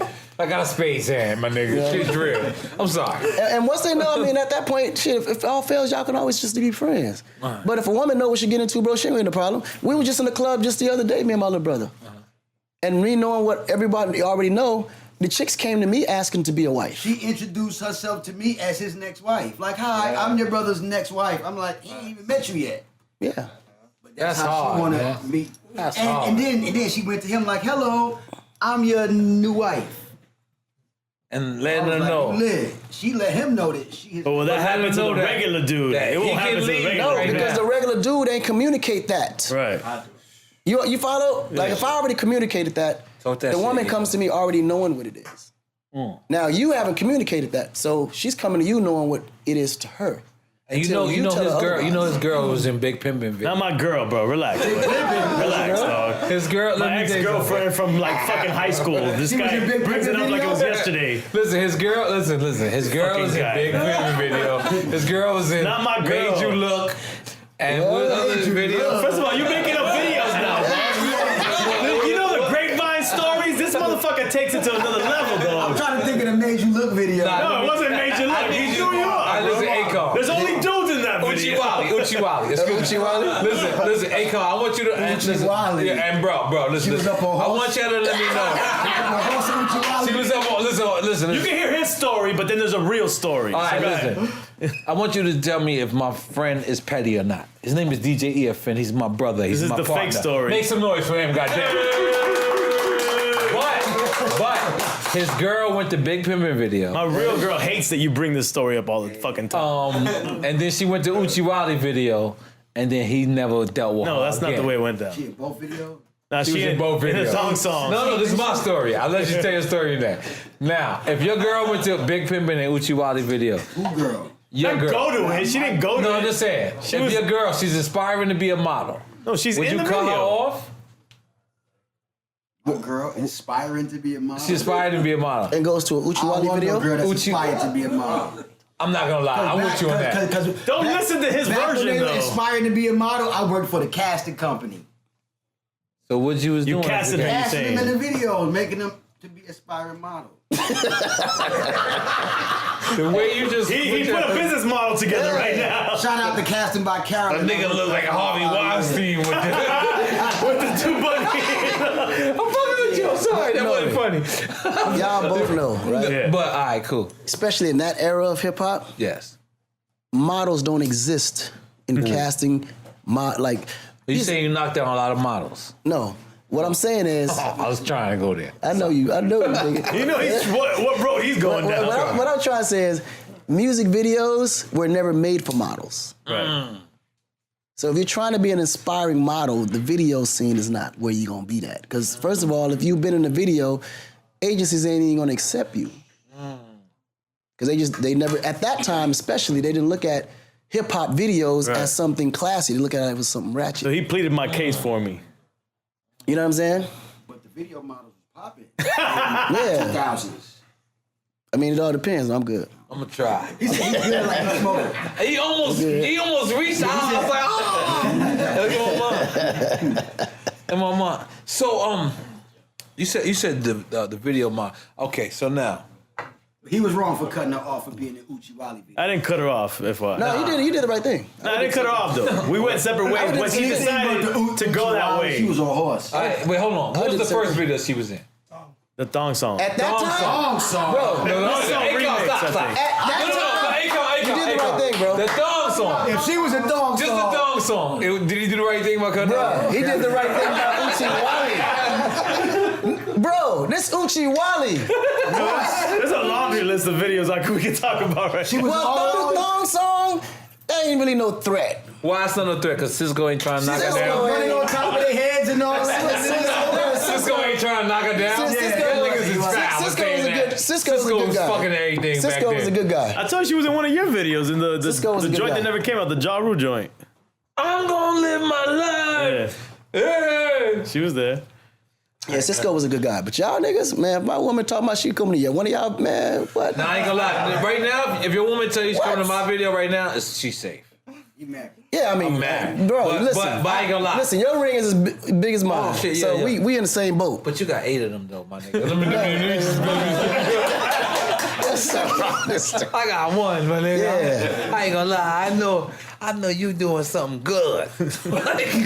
Cause I can't do it, man. 8 or whatever you got. It doesn't matter how many you got. That shit is. You got more than one. And you don't got gray hairs. Why you don't got gray hairs? I don't know, bro. I honestly don't know. No, it's just communication, man. No. It's communication. But the hardest part is the time. Spending time. That's the hardest part. The hardest part, honestly, is putting the time in. So what does Akon do on a date? What do you go to roller skating rinks? Oh, you mean for fun? Yeah. I go to the movies. Movies? Yeah. What's the last movie you saw? Shit, I ain't been to the movies in a minute. So he had no fun lately. Hey, The ladies is listening like, what the working, he fuck? working. Hey, man, I've been working so hard, man. I don't even... So what do you do for fun? What is a fun day for? The studio, honestly. Nah, man, you Man, I can't promise do you. that. Nah, all right. promise you, No. bro. Fuck the studio. Come on. I promise you, Stop, bro. because you answering like me. That's exactly No, how but on everything. yeah, but I only got one woman, so that's cool. But what do you gotta satisfy other people? All right, so now, one of your wives. We don't know how many wives we got. We don't care. We just know you got a lot. One of your wives come to you and say, baby, I would like to spend a day with you. What is your plan? Take it from there. I would tell her to make the plan. You would tell them to make the plan. Yeah, it's easier. Okay. So now she's And they got more time to think about. They do great. I mean, when we do things, there ain't really much we could do. Like, right. we don't do much. Like, You can't really walk through the park. Yeah, like, Because they can't walk. They know through all the Flushing Meadow activities. Park. Like they know all the fun stuff to do. Like Right. You can't go to Noble by yourself. Noble, yeah, everybody in Noble. You could go to Noble by yourself? Which Noble though? New York? I ain't never been to Noble, You ain't never been to well, come on. but I can go. You never been to Noble? What is Noble, man? I don't know what the fuck. What the fuck? Japanese shit. The only Noble I've ever been to was the one in the UK, but not in the States. You gotta go to the one in Malibu, brother. I ain't been to one. You know what? I take that back. I did go to the one in Malibu. That's the new one, the one near the Soho House? the new Soho. Yeah. High five, high I'm five. talking that rich No, shit. high five. Yo, listen. You got it. That's I got to get used to the high five. That's some white boy shit. I've some white boy definitely shit been right hanging there. around white boys a long time, man. Yeah, high five. Yeah, I ain't gonna feels lie. I'm a different. little crazy. So, but you have ate a Noble. That's a good thing. Noble's But one I of was never really like a industry restaurant type of dude. That's why you never see me in them restaurants. Wow. The food is bland. The service is mad little. I like the hole in the wall gutter, like soul food, West Indian. You'll find me in the hood for food. So let's describe one of your favorite hood foods, because you know I got a food show as well. Let's describe one of your favorite hood food shops. Oh man, Island Cafe in Atlanta, off Memorial Drive. Island Cafe. Bro, listen to me. I don't care where you ever ate West Indian food, you ain't gonna find no place better than this. Island Cafe. Island Cafe. Have you ever ate famous fish on 145th Street and St. Nicholas in Harlem? No, I don't think so. I might have though. That's the spot you took us to after. I might have though. What kind of spot is it? It's fried fish. Oh yeah, if it's fried fish, I ain't been in there. Oh, you don't fuck with fried fish? Not since high school. Why? What happened? Just, Your girlfriend gave you crabs? You eat fried fish? Since high school. Everybody likes, every black nigga in the world love fried fish. Nah, Akon. but- Now you white. right now. No, You no, just no, threw me. it's not even. High five. No, when you start experiencing other types of fishes, Yeah, it's true. like it's just different. Like Because fried fish is where you start at. Yeah, tilapia is and hard. ain't really no Tilapia is flavor. hard. Ain't flavor in fried fish until you put some hot sauce on it. Whereas when you start eating like grill This nigga with the down certain south type for of real. seasoning and all Missouri that, Hot sauce coming is out. it's a different compensate for taste. That is everything. St. Yeah. Hot Louis sauce, yeah. Yeah. coming out of him like hell. It's That is different. St. Louis. That's some St. Louis shit That's right some there. Louis shit for real. Nigga said you ain't even tasting it until you put hot Hot sauce sauce on on it. it, yeah. Jesus. You are a dirty Mo right now. Yo, but okay, boom. So Locked Up. Mm-hmm. We already covered that? No, we did not. This is your introduction to the industry. Locked up, they won't let me out.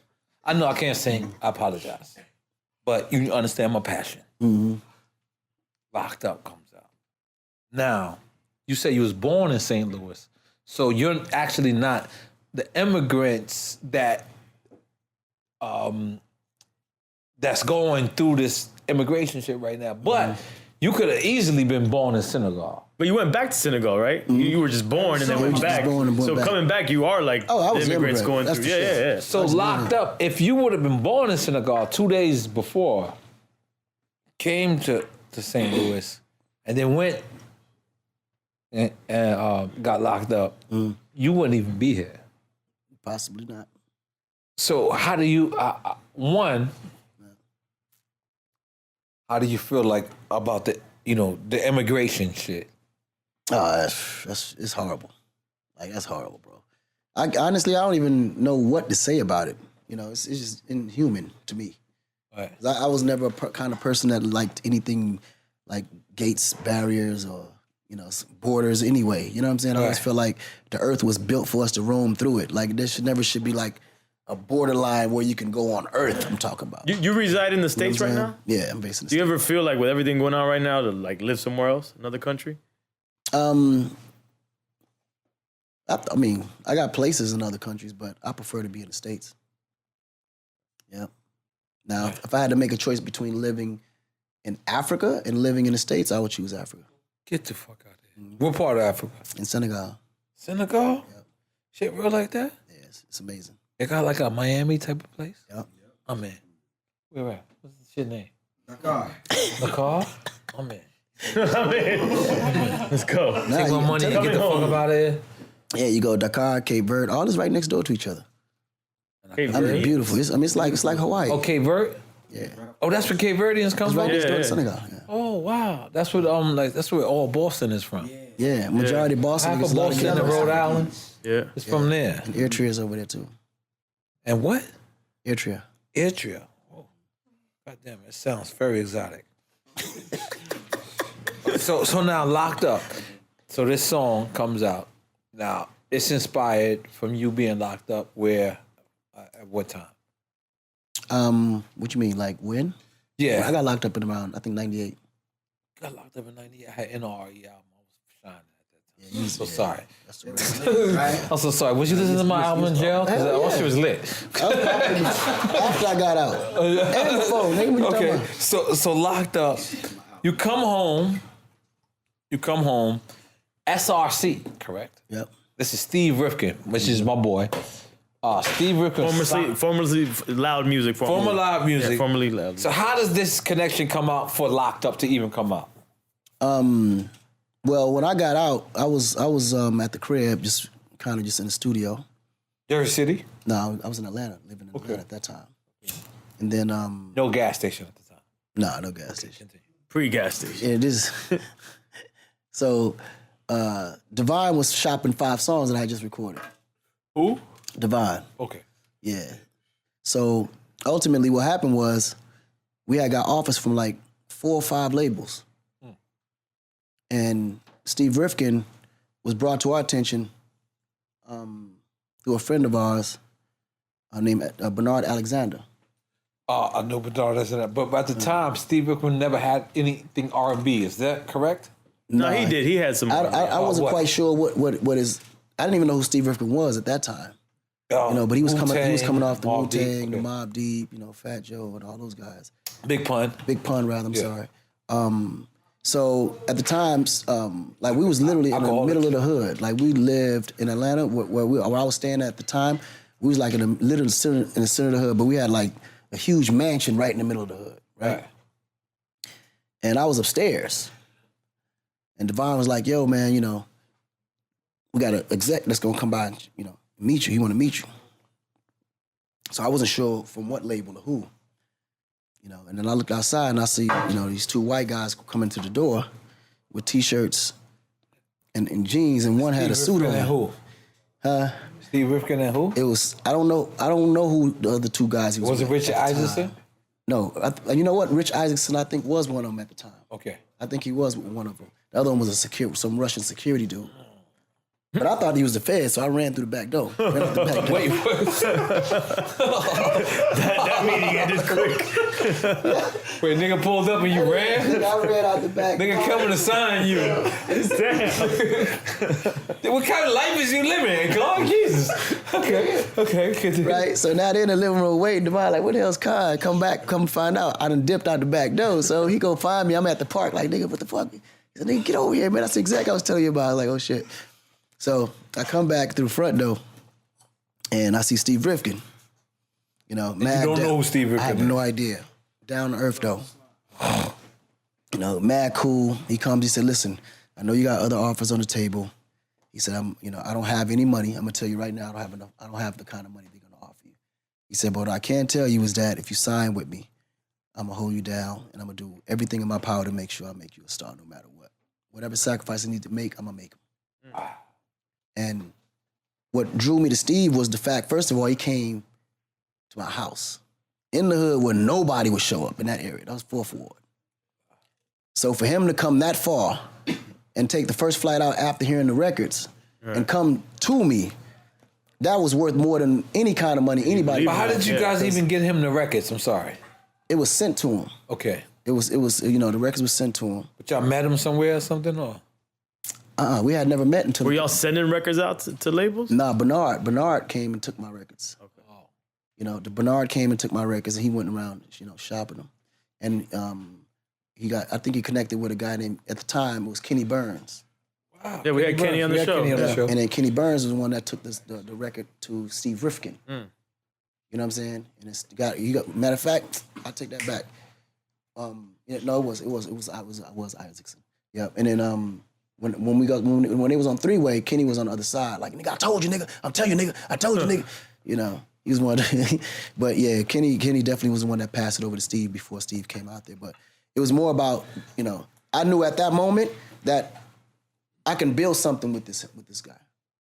You know what I'm saying? With Steve. That's when I knew I could build something big with him, because it was about his passion for what I did and his willingness to be down no matter what. And that meant more to me than anything, especially with that mentality, street mentality at that time.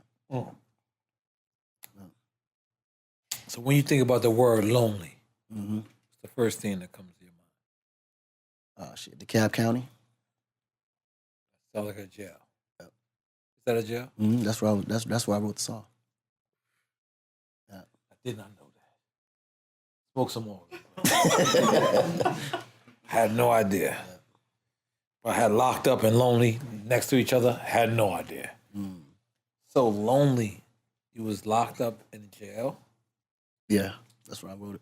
Wow. That whole first album, majority of it, every song in there was wrote in jail except Trouble Nobody. Because and the reason why, like, Ghetto was written in there. I mean, all of the songs except Trouble Nobody. Trouble Nobody was the only song off that album that I didn't write while I was locked up. And I wrote that after I left court. I got out of court, and I wrote that one because the judge told me not to trouble nobody. Wow. So, you come home. What makes you want to keep these songs? Not write all new material. I wouldn't know how to write new material because all my songs are based on my experiences. So I didn't know how to not talk about what I was already going through. First of all, because I was surrounded by it, and like I was being drowned by everything that I'm going through anyway. So I couldn't even think outside of what I was dealing with to even make up a story or make up a song for that matter. You know what I'm saying? So that experience actually became the content in which I wrote about. Before you were in, were you already an aspiring artist? Before I was in, I was inspiring hustler. I think the music was more of like a way of kind of event kind of platform for me, like that, because I never really talked to too many people about my problems. So whenever I was going through something, I just wrote about it. Like a release. Yeah, so music was more like a hobby for me at that time. I didn't think it would be something I utilized as a career. Okay, now, invest in Africa. I know we touched on it a little bit earlier. I'd like to go a little bit more deeper in depth. Mm-hmm. Why should we invest in Africa? I know why we should invest in Africa, but I would like for us to tell the masses, the whole world. Well, this is what I can tell you. I know a lot of times we have the tendency to blame the white man for everything that's going wrong, right? And white man is fucked up. Fuck it. Yeah. So I'm just playing. No, I mean that's how maybe not. That's the majority of African Americans in America feel. You know, you're not saying nothing that everybody don't feel. That don't necessarily mean it's true. Right. But with the circumstances that surround us, that's why we believe that way. You know, so at the end of the day, it was like if you are in a position in life where you feel like you don't own your own content, you don't own anything, and they should be investing in us. This is the opportunity now to be able to own that in which we're complaining about. Because in Africa, it's a clean slate. You can build that empire there. You can build that infrastructure there. It just, and you already got the information. You're already educated on how to do it because we've done it here and made billions of dollars for corporations all day. Africa is the only place in the world where black people can go and build Fortune 500 companies from scratch within 5 years. It could be like China, easily. No, seriously. And this took them hundreds of years to build. You can build it now within 5 years. Yeah. China took that same, mind state 25 years ago. China was no different from Africa 25 years ago. Go to China now. Look at Dubai, the Middle East. They just started 15 years ago and started building that same concept. I'm kind of... Me just want to be 100%. I understand what you exactly mean. So you're saying that Africa right now. So how could Africa be the new China? How can we say that? So black people. For all our black people, yes. Go back to Africa. Okay. Whatever you're doing here, do it there.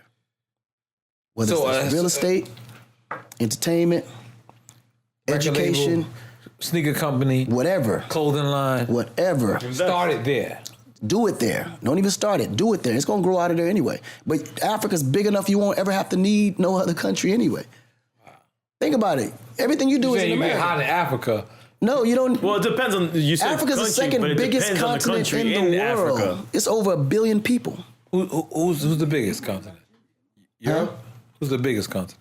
Well, it's continent and country. Asia is the biggest continent. Asia, and that's Then China, Africa. Korea. It's all them Russia, and India, all them put together though. Right. That makes Asia. Right. And it's not that much bigger than Africa. And Africa's the second biggest continent. With more natural resources as well. With all the natural resources.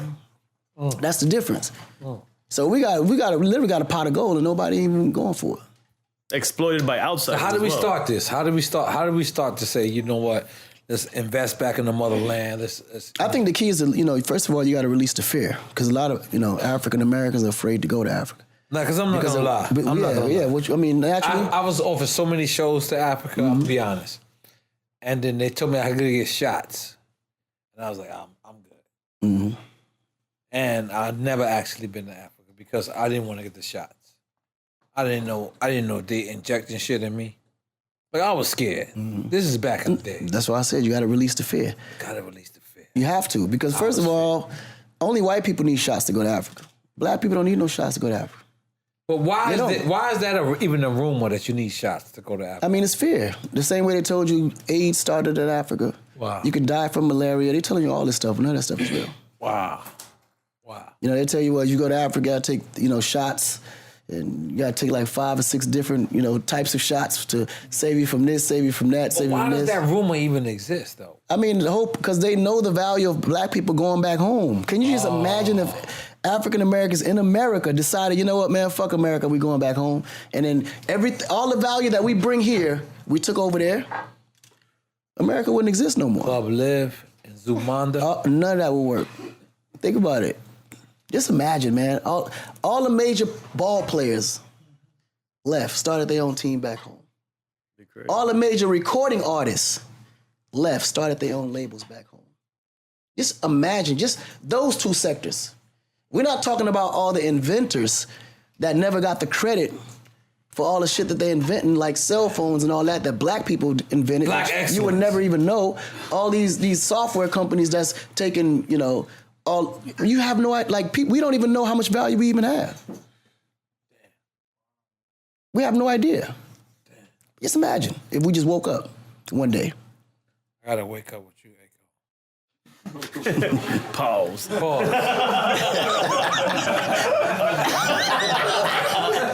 That's real, man. No, that's real. That's real. That's Just think real. about it. That's real. That's real, man. No, that's real, man. Because collectively, we got enough to do it. We don't have to buy or borrow any from nobody. We can do it ourselves if we just came together to do it. That's such a beautiful thing. I really would like to be involved in something like that. I want to invest in Africa. I want to invest in the left rack city of Africa. Just starting with land. Oh. You start with land. Think about it, right? Lamb? Land. Okay. Buying land? I thought I had to buy animals. Right, just think about it. And lamb? I don't really like them niggas agriculture like that. too, bro. You have no idea. No, I don't like lamb like that. I like lamb. That's cool. But just think about it, right? What's the average cost of an acre in New York City? Just think, you can't. But if you could buy it, you're gonna spend at least 5-6 million. An acre? Right. Easy. So now imagine you had that 6 million in Africa. You know how many acres you can buy for 6 million in Africa? I do not know because I'm ready to move. 1,000 Drink Champ acres. Podcast. We're going out there. Go ahead. You could buy 1,000 acres with $6 million in Africa. I could live like the king of Zamunda. Would they wash my royal penis? I just needed to understand that. Because I'm going to be honest, I think even my wife would let that go down. My wife would be like, all right, cool. That's it. They're just going to wash my royal penis. That's it. Nothing else going down, baby. Sorry, let me look around, make sure my wife's not here. She just might pop up. Right.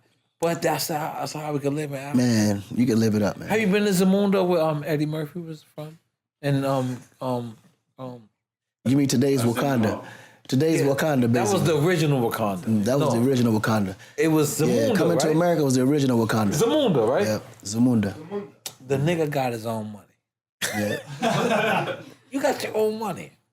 Let's make some noise, Akon. The nigga got his own money, my nigga. Oh my God. That's real. I'm trying to have my own money too. No, I don't want to. I'll have your money. I'm gonna spend your money. Fuck that. All right. So now, Soul Survivor, Young Jeezy. Mm-hmm. I seen y'all 20 years later, looking young. Just recently performed it. Both of y'all with suits on. Jeezy had on no socks. It was crazy. You see Jeezy wears different shorts now. I went to his crib. His shorts is different. He's getting a lot of money. I'm getting a lot of money shorts. When the first initial phone call happened, Jeezy, a new artist, because he's predominantly a new artist. Yeah. And then you guys created Paid in Fall. Mm-hmm. So where were you at and what position? He was in Atlanta doing this stuff. So he I was was in already Atlanta. buzzing in Atlanta. Yeah. Oh yeah, that's right. You did establish that. Yeah. So they get that call. So what do you think from there? What call? Which one you talking about? Jeezy, because I'm Soul Survivor. Mm-hmm. So you get the call to say that that they want you on Soul Survivor? No, that was actually Meech was the one that called me and told me to help, be a part of turning them up. Because I had DJ Nando under me at that time. Of course, at this time, this is already locked up, is already out? Oh yeah, all that was already out. Okay. So, everybody had huge influences at the time. BMF was one of the biggest influences on the street side in Atlanta at that time. In Atlanta, okay. And my little brother Omar was running around with them. And me, I couldn't be around any of that at that moment in time because where I was going and all this other craziness. But ultimately, music was what I was known for in Atlanta. So Meech reached out and was like, man, I got this art I need you to hear. This one I first heard, and I went to Patchwork and met Jeezy personally. He played me that Patchwork is at the mixtape. studio. That was just fucking ridiculous, yeah. Okay. So me and Jeezy just connect instantly from that connection. And then I thought about it the whole time I was in Vegas, and I had this record that I had wrote, and I was trying to figure out when I was going to release it. But Tell me you gave after Jeezy. hearing Don't tell me Jeezy, you gave Jeezy Soul Survive. listen, after hearing Jeezy on that record, I said, yo, this record right now, especially what's happening with that buzz and what's going on with him, this record gonna change the game. So you telling me? Are you telling me you gave Jeezy Soul Survive? Yeah, I gave it to him. Yep. But it did what it was supposed to do. It did exactly what it was supposed to do. Love this quietness of the room. Yeah. Now everybody makes a fucking noise. So the guy wants to do a record with you. Mm-hmm. You never really heard of him, but you know of the fam. Yeah. It was the BMF fam. lit, and you say, let me. This is the record. I'm a soul survivor. Was your vocals already on there? Yeah, the vocals was already on it. No, like literally, I called him. I said, nigga, I got the record for you. Jeezy or Jeezy. Did he instantly love the record? The moment I sent it, 5 minutes ain't go by. After the chorus came, he called me and said, nigga, this shit right here. I said, I'm telling you, bro. this shit right here, nigga? It was. Did he say this shit right here, nigga? I knew it too. I was like, I knew it too. I would have knew it too. I knew it. But he was the perfect. I felt like he was the perfect. At that time, I thought he was more perfect for that record than me. And you made it. Mm-hmm. You're a producer. Yep. That's when I was in full production mode. I just felt like it was a stronger record, it being his than mine as an artist at that time. You know what I'm saying? Mm-hmm. Yeah. So you gave it to him. He lays it. And he bodied it too. And that's when I was more confirmed. When he sent his verses back, I was like, oh my God, this is out of here. So he sent you the record back. Yeah. Prior to it release. Yeah. You heard it. Where was you at? Oh, I was still in Vegas when he sent it back. He sent it back the next day. Damn, I feel like he was in Tootsie's for some reason. But then again, I used to, when I was in Miami, that's my spot. See, the only thing about Tootsie's, they music suck. Let's just throw it out there. Yeah, the music is horrible. The music horrible in Tootsie's. Food is fantastic. Women, fantastic. Food, I'm a fat guy. Like, I like to eat. Yeah. I like a little bit of lemon pepper. I gotta relax. What's up, my man? How you doing, man? You look like you very artistic. I'm just throwing it out. Throwing it out there. Hey, you know what's funny? When I first met him, I told him the exact same thing. I said the exact same thing. I ain't gonna lie. You look like somebody Pharrell would hire. So I'm fucking with you, nigga. I don't know your name, but you my good friend. dude too. Great, You my friend. Yeah, good dude. So, Akon, all right.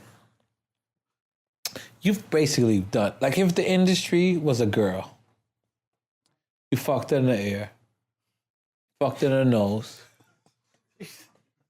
you fucked her in the ass. Like this, that you started out with that. That was the second thing you did after you fucked man with the pussy. What is the next thing? Did I go too far? I feel like I went too far. A little bit. All right. Yeah, you might have went just a little bit. That's just a little too far. All right. So what's the next thing for Akon? Because now you got the cryptocurrency. You've discovered the biggest white girl. You discovered the new Britney Spears in our day and time. Lady Gaga. I think she's beyond that. I'm just saying in our day and time. I'm good. She's a legend. Mike for still. Sure. So what the fuck could be left else for you to do? That's it. Just build a legacy. Build a legacy. Yep. Keep the platform available for everybody else to be able to get up and have the opportunity to do the same thing. That was so corporate. I don't even know how to answer that. That was real. Oh, say that again. I'm sorry. Fuck it. That was real. I wasn't ready for it. Yeah, I mean we don't put each other on enough. Right. We don't put each other on. We just don't, man. You know, I built my career off making other people's careers. If we all did that, we'd be good. Now, also, French Montana was your artist first. Yep. How did that transpire? Oh man, actually, Gabi brought him to me. Gabi from Loud SRC. Yeah. Yes. Gabi brought him to me. My man Gabi, this nigga, his phone, it just sticks to his shit. It just sticks to his cheek. Yeah, no, don't give me that one. He hold it with that one finger, like. He be like, yeah. That's God. So Gabi brung you That French. face. Now, what happened? Now, is this the DVD era? Yeah, this around the time when he was he had just did the DVD. He was doing the DVDs. And then I signed him, and then we rolled together for about a good year.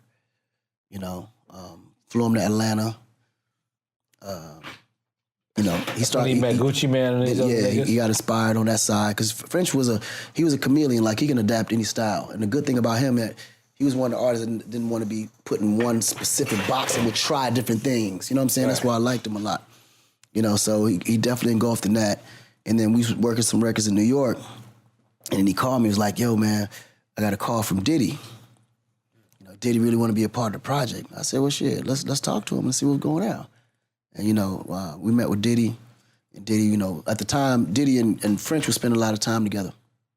You know, because I'll be wanting everybody to get around and just make sure they understand the game, who they're dealing with. And Diddy was always one of those dudes when it comes to artists from New York.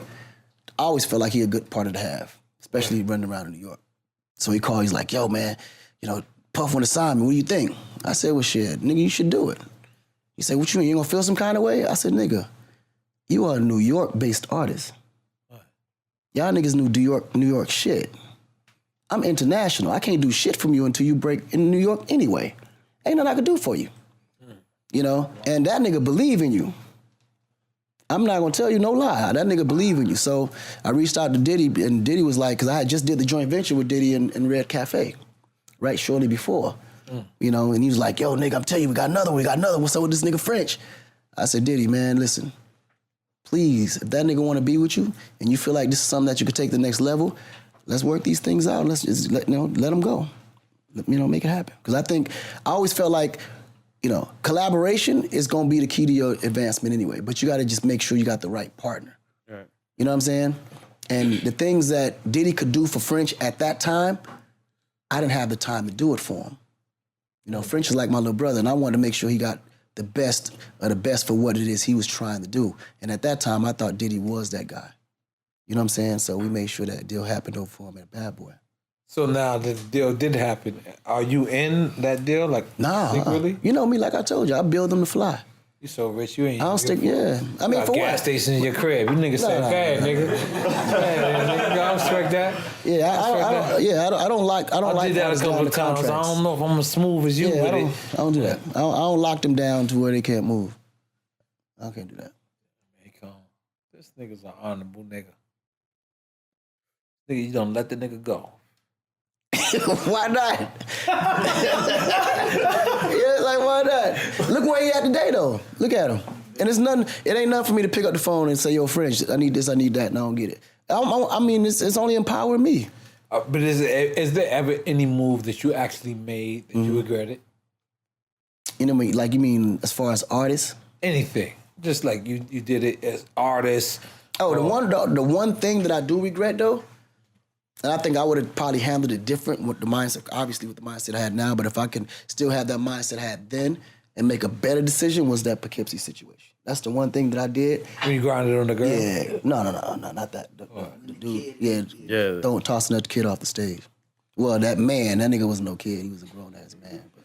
Wait, I forgot. What happened with this situation? Well, it was a big concert in Poughkeepsie, New York, and I was performing, headlining, and as I'm in the middle of performance, somebody threw something on stage at me. And I caught it like right before it hit me in the eye, and I looked. And at that time, I just felt disrespected. Like, I was always, when it comes to disrespect, I just don't know how to handle that. Like, I just can't let nobody disrespect me, especially in front of 20,000 people. Right. So I was like, "Yo, who threw that?" And the whole crowd went like this. Like, just literally pointed him. They just literally pointed him out. I was like, "Yo, get him up here." And as he's coming up to the stage, I'm trying to think, okay, what can I possibly do to this nigga to let everybody know the disrespectful And he actually is not volunteered allowed. to come on stage? No, he didn't volunteer. They actually They brought drug him his to ass me. on They brought him to me. And in my mind, I said, okay, cool, I'm just gonna knock him out and call it a day. But then when he came... But if you would have knocked him out, you would have just kept performing. Oh no, I just knocked him out and just kept performing. It would have been just as bad. Yeah, but I wouldn't have cared because at least Right. I got it out. Right. But then when he came, because they brought him to the side of the stage, he came, I just saw the look on his face. Like the nigga was happy to be up there. Like he was like, ah. So I'm looking, I'm like, damn, this nigga's actually a real fan. Like, and he's happy to be here. So in my mind, maybe he was just doing that to get my attention. Don't roundhouse kick him. No. But so that made me not knock him out.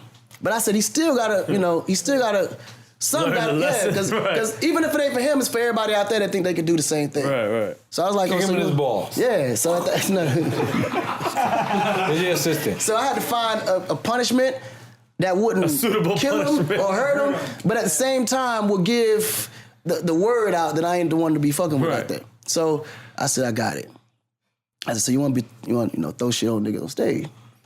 So at that moment, I feel like an eye for an eye. You throw something at me, I throw you, right? I just picked him up, saw a soft spot, and tossed him over there.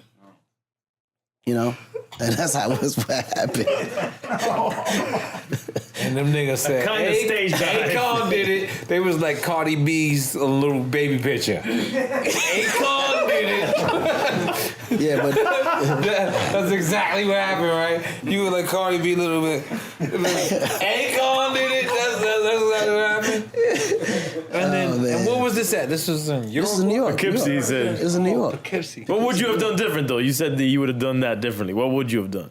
Different. Security handler. Yeah, honestly, after that happened, I would have just kept going on with the show like I ain't even see it. Right. Knowing that, But then I stopped the music. I got mad dramatic with that shit. Yo, hold on, stop the music. Fuck do that. Oh, after you threw the nigga. No, before. Nah, this is when he threw it, the shit. Because in Pride my kicked mind, in, the in pride my kicked mind, in. everybody saw it. Right. Like in my mind, because I saw it, everybody saw it. It's a pride thing. And it's a mind. And pride. My mind state then, it was just different. Right. You know what I'm saying? It was just different. It was ignorant. That's the only thing we take back in life. That's it. That's it. We're not gonna throw that nigga in the fucking crowd again. That's it.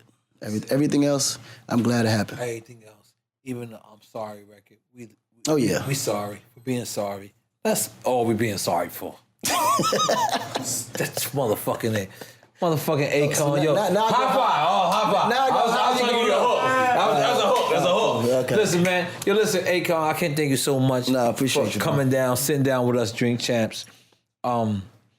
Like I said in the beginning of the interview, me and EFM, we started this. We wanted to interview legends.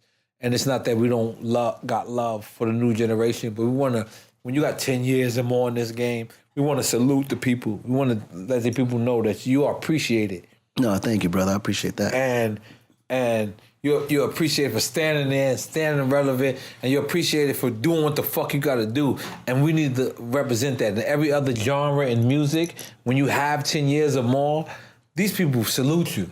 In hip-hop, they say, nigga, you got gray hair now. So I'm glad you told my partner his beard looked it good. Because no one he else has actually never look told younger. him that. He do look younger, bro. That gray man No, look it's younger. him and who else? Buster. Him and Buster. It's Nah, some super dark-skinned niggas, Yeah, man. but Buster keep I it respect real. y'all. Yeah, I respect y'all. Because normally when you tell somebody, yo, your gray hairs make you look young, you would think they trying to sun you or something. You know what I'm saying? And you take it differently. And Buster's But mad we aggressive really with his shit. nailed it. Buster's aggressive. aggressive. Big up to Buster, Your man. shit look young, nigga. Yeah, Buster My keep it all the way nigga 100. Buster. Yo, Akon, thank you so much Nah, thank for you, coming man. down, because you know why? The thing about media is going on, and you know, me and my partner, we live modern day Eric B and Rakim, meaning this is a hip MC and a DJ, and we want to honor our artists. You know, there's so many platforms where you can sit down and you can talk to them, and as soon as you leave them, you go fucking, you know, Zariah from Amazon.com. The gossip and and all then that, yeah. now the gossip. That's not what we do here. We're here. We want to salute your career. Right. We want to salute your thing, because we want to promote that. what's That up. the gossip and everything else, a part of anybody else's life, is not a part of our life. That's what's Our life is just the music, every person that does hip hop, R&B, you know, whatever, we're superheroes. I salute them as such. Everybody, Black Panther is so dope. But guess what? Every one of us is a Black Panther. Yeah. We just got to put on the fucking suit. That's hard. Please record that. That was hard. That's another soundbite. I don't know what album I'm gonna use that on, but we're gonna use it. But yo, Akon, thank you for coming through. We're gonna take a couple of pictures, get some drops, man. And I really, really, really appreciate you doing what you gotta do, man. Let's make some noise for motherfucker. And also, I cannot end this interview without bigging up Block motherfucking Royal. Let's make some. Because wherever I'm at, like they know who I am now. Wherever I'm at, I'm talking about I'll be anywhere. And he's be like, "Yo, Block Warrior in the building, Nori. I'm over here." I'll be like, "Oh shit!" I'll be like, they be like, "I'm over here. Anything happened?" I'm like, "Oh shit!" I be in fucking talking about Missouri. Nah, we deep though. These niggas be out there like this, like, "Yo, Nori, anywhere you." Anything happen? And I'm like, yo, my nigga, I'm in church. These niggas is in church like I'm fast. And you know, I'm Latino too, so it's a little deeper with me. Deep, it's deep. So they're like, yo, It's B, deep. we understand what happened, blah, blah, but we know, and I appreciate you holding That's what's up. that those people down, man. Make some motherfucking noise for Akon.